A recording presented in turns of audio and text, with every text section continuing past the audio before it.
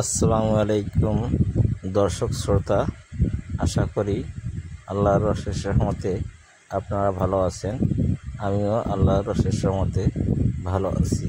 তো আজকের ভিডিওটি হলো একটি হুন্ডা এক্স প্লেট গাড়ির গিয়ার বক্স লক হয়ে গেছিলো। গিয়ার উঠেও না, নামেও না, অর্থাৎ নিউট্রালও হয় না, গিয়ে পড়েও না। এই ইঞ্জিনটি লক হয়ে গেছে।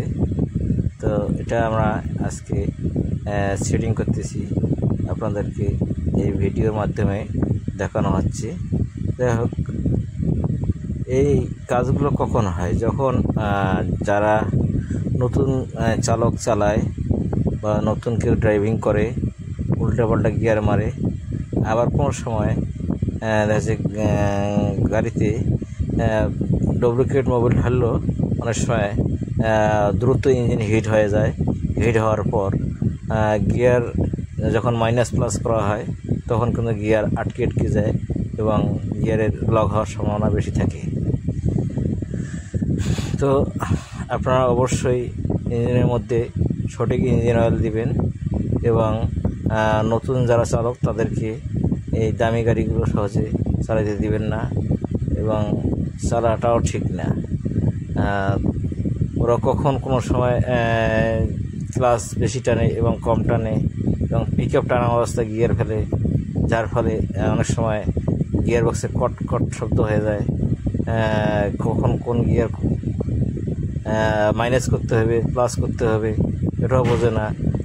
গিয়ার প্লাস করতে গিয়ে মাইনাস করে ফেলে, তখন আবার বিশেষ করে এই সমস্যাগুলো হয়ে যায়।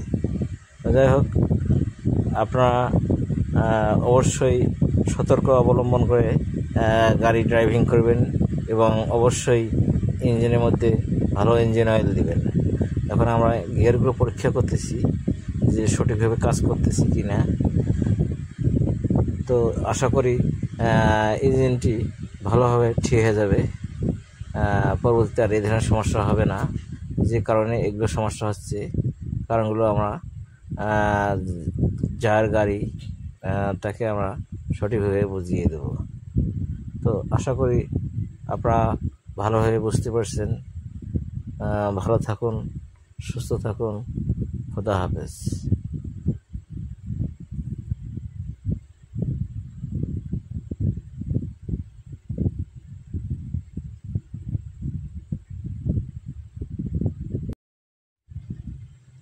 আর হ্যাঁ, আমার গ্যারেজটি হলো বাগুড়া বাজার, পাটগ্রাম রোড, প্রোপাইটার মোহাম্মদ রবিউল ইসলাম। আপনাদের গাড়ির এই ধরনের কোনো সমস্যা হলে প্রয়োজনে আমাদের সঙ্গে যোগাযোগ করতে পারবেন এবং আপনাদের গাড়ি সূক্ষ্মভাবে সার্ভিসিং করে নিতে পারবেন। আপনারা অবশ্যই সার্ভিস ভালো পাবেন ইনশাআল্লাহ। ভালো থাকুন, সুস্থ থাকুন, খোদা হাফেজ।